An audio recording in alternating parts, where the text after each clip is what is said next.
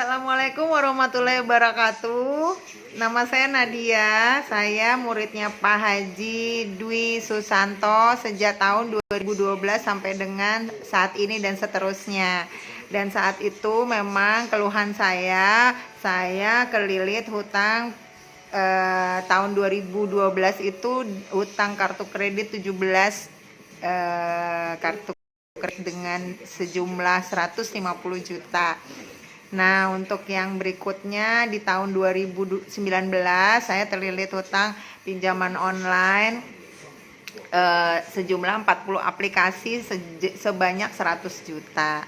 Nah, mungkin Bapak Ibu dari obrolan yang ada di grup akhirnya jadi berkembang pada nanya ke saya karena memang sudah diizinkan sama Pak Haji untuk bisa bicara langsung dengan saya. Saya terima kasih banget apresiasinya untuk bisa terus berjuang demi melepaskan permasalahan-permasalahan kita di dunia, tapi tidak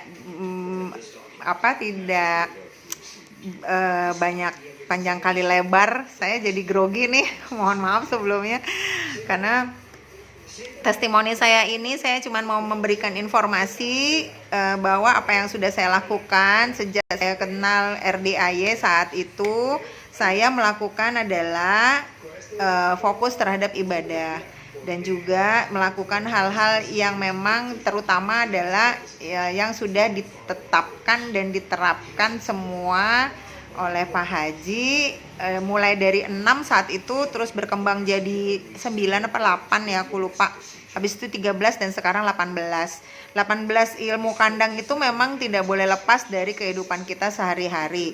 Saya berpesan kepada semua bahwa 18 ini secara tidak langsung bisa membantu kita untuk kita bisa menerima, bukan hanya ikhlas. Jadi saya sekarang tidak mau bicara ikhlas, tapi saya bicara lebih kepada menerima semua takdir yang Allah sudah berikan. Bagaimana kita bisa menerima takdir itu?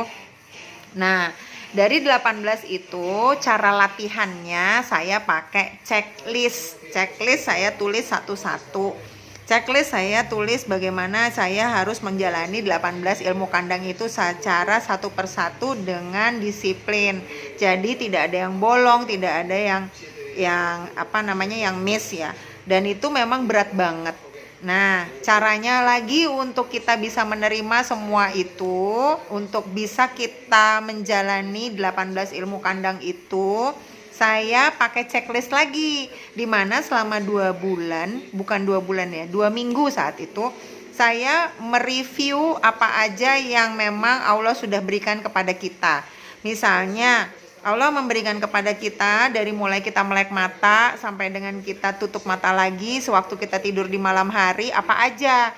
Taruhlah kita dikasih nafas, kita dikasih tetangga makanan, atau kita dapat uang di jalan. Nah, itu saya list semua apa yang menjadi peristiwa-peristiwa apa yang terjadi dalam satu hari selama 24 jam.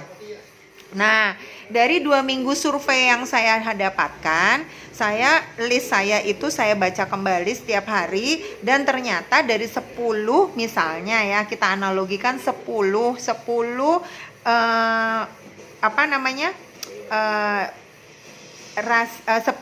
yang diberikan sama Allah kepada kita, rahmat apapun yang diberikan Allah kepada kita, paling tidak ada cuma satu aja nih yang gak enak gitu.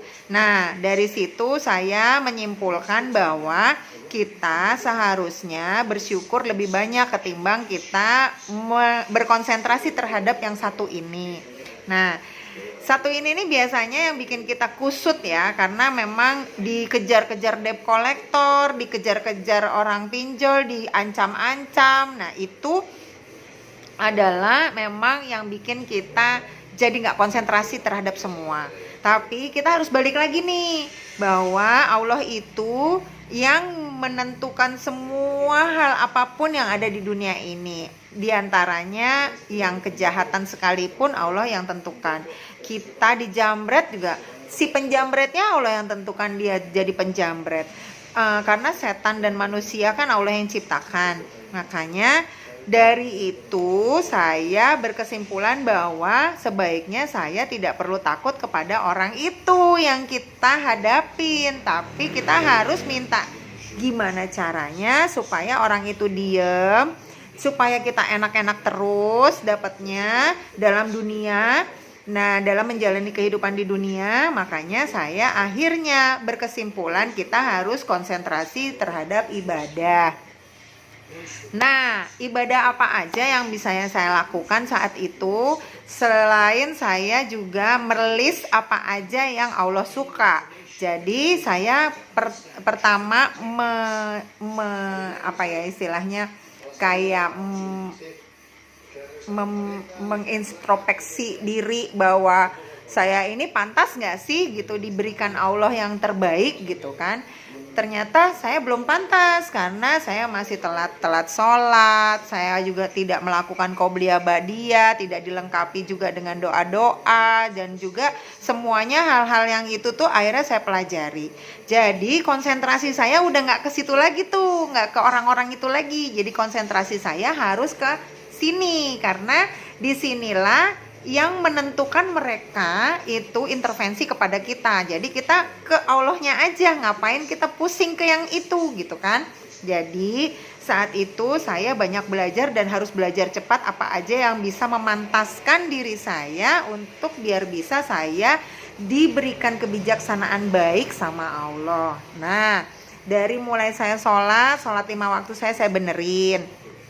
Mulai dari subuh saya harus seperti yang disarankan sama Pak Haji, saya harus ada di sajadah sebelum ayam berkokok. Saya harus bangun sebelum semuanya bangun. Jadi makhluk hidup di dunia ini bangun, saya udah bangun duluan tuh. Jadi makanya kenapa saya sekarang sudah terbiasa untuk bangun jam 3 atau jam setengah 4 pagi. Kalau memang yang lain Bapak Ibu udah pernah sudah bisa bangun jam segitu, alhamdulillah bagus. Berarti sudah bisa di list tuh, di checklist bahwa kita sudah bisa bangun jam segitu untuk dipantaskan kepada Allah, bahwa Allah akan nanti bisa memberikan kebijaksanaan kepada kita. Nah, di jam-jam segitu apa sih sarannya saat itu? Memang sarannya adalah kita harus senyum gitu kan. Senyum sama siapa ya? Senyum aja. Senyum itu bukti nyata bahwa kita menerima semua kenyataan yang ada di dunia ini. Karena menerima itu adalah yang paling berat ketimbang kita ikhlas. Jadi derajatnya menerima itu di atas daripada derajatnya ikhlas. Karena kita kalau udah terima pasti itu ikhlas mengikuti gitu. Jangan ikhlas dulu, karena ikhlas dulu kadang-kadang suka ngerendeng di dalam batin. Emang ya udah gue ikhlas kok, gue ikhlas. Kadang-kadang kita suka kayak gitu kan. Makanya sekarang saya udah gak mau lagi. Nah, jadi saya harus menerapkan bagaimana saya harus menerima semua yang ada di dunia ini, apapun itu. Mau punya duit, mau gak punya duit, mau gimana, semuanya Allah yang ngatur. Jadi kalau misalnya sekarang di rekening saya cuma ada 31.000 dan tadi barusan dipotong untuk administrasi bank jadi 29.000, ya sudah, nggak apa-apa kan. Kita juga semua kehidupan ini dibantu sama Allah kan, kita tinggal minta aja. Alhamdulillah detik per detik, alhamdulillah barusan saya terima telepon juga kalau saya diberikan informasi besok ada acara dari saudara sepupu, sehingga saya juga nanti bakalan, dia bilang mau memberikan saya ini gitu. Jadi yang kayak gitu-gitulah, itu kan hal-hal kecil yang harus juga kita syukuri. Nah, dari semua saya sudah menjalankan 18, saya juga udah melis semua apa yang sudah saya lakukan. Saya juga sudah memantaskan diri dengan sholat-sholat saya, dipantaskan lagi dengan kita bersedekah. Nah, kita pelajari lagi nih, sedekah ada berapa macam sih gitu kan. Kalau sedekah itu kan ada macam-macam, ada sedekah senyum, ada sedekah pakai uang, ada sedekah pakai tenaga. Nah, itu semua saya pakai. Saya nggak peduli tuh dibilang gue dapat apa ya nanti kalau misalnya gue nanti udah kasih ini gitu. Enggak, saya nggak peduli. Pokoknya kalau sepanjang saya bisa menjalani tugas-tugas kemanusiaan saya, diantaranya misalnya saya membantu mengingatkan, itu kan sedekah juga. Membantu mengingatkan teman kalau dia lagi salah di kerjaan, bantuin dia dalam kerjaan kalau dia lagi kusut, bantuin teman-teman sekolah anak saya kalau mereka ternyata orang tuanya pada pusing,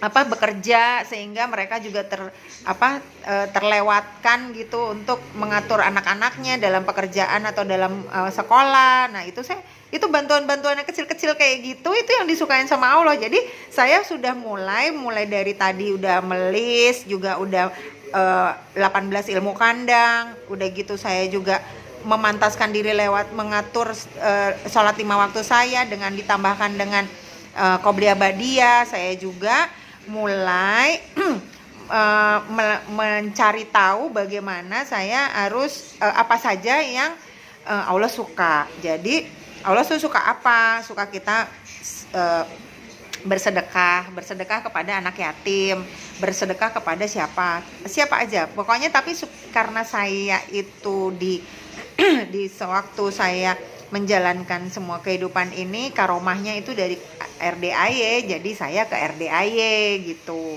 Nah, saya konsentrasi ke sana. Doa-doa saya juga saya rubah. Saya tidak lagi minta doa, minta dikuatkan, minta doa, minta disabarkan. Saya nggak lagi itu.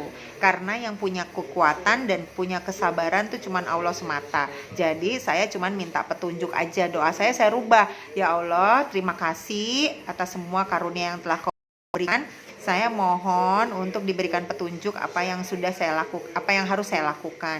Nggak usah minta kekuatan, karena nanti kalau minta kekuatan kita dikasih lagi tuh masalah. Biar jadi kuat bukan? Nah, jadi nggak usah minta kekuatan, karena yang kuat itu cuman Allah. Minta kasih tahu aja, ya Allah kasih tahu gue dong apa sih itu, apa sih yang bisa kita jalanin gitu dalam menerima semua takdirmu. Nah, setelah itu saya mereview kembali apa sih yang kurang dari saya. Mungkin saya belum bersedekah dengan sempurna. Jadi sedekah itu ternyata macam-macam. Kita lihat aja dari semua postingan-postingan Pak Haji. Jadi sedekah-sedekah yang diposting sama Pak Haji itu kan macam-macam tuh. Ada masalah-masalah yang korelasinya mungkin sama dengan kita. Nah, kita ambil tuh sarinya, kayak misalnya bersedekah di subuh. Subuh tuh bagus banget, karena memang di subuh tuh kalau kita melakukan sholat 2 rakaat di sebelum subuh, itu bisa dijaga seluruh dunia dan seisinya. Nah, bayangin kan, kita kan kadang-kadang suka deg-degan tuh ya, selama hidup di dunia, mulai melek mata subuh sampai terakhir kita merem mata waktu selesai berkegiatan. Ada aja ya kan kita kekalutan, kekisruhan dalam batin untuk pekerjaan dan lain-lain. Nah, kalau kita sholat subuh sebelumnya itu kita qobliyah dulu, itu keren banget. Nah, jadi Bapak Ibu jangan lewatkan untuk qobliyah dan ba'diyah dijalanin juga. Nggak sempet Mbak. Nah, ini dia nih. Jangan pernah bilang bisa nggak ya?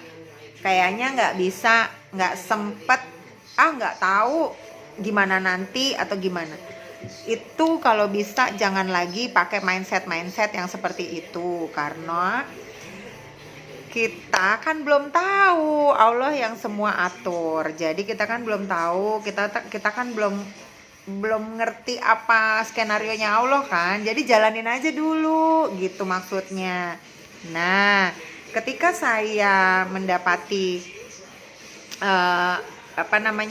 evaluasi yang harus saya kerjain tuh apa aja. Nah, itu jangan berhenti pada saat selesai sudah masalah.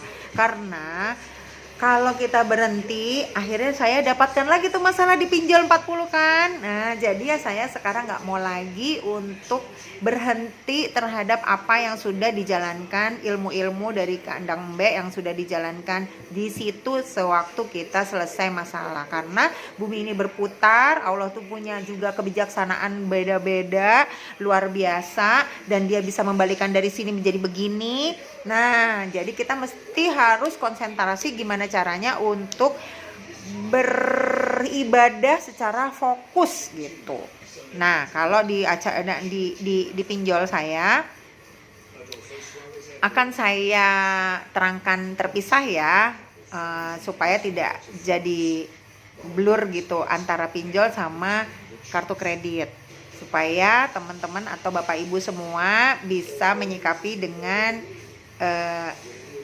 tenang lah paling tidak gitu. Terima kasih, semangat semuanya, semangat beribadah dan jangan sampai lepas karena semua permasalahan di dunia ini Allah yang atur. Jadi selayak-layaknya, baik-baiknya kita harus fokus kepada Allah semata. Terima kasih. Wassalamualaikum warahmatullahi wabarakatuh.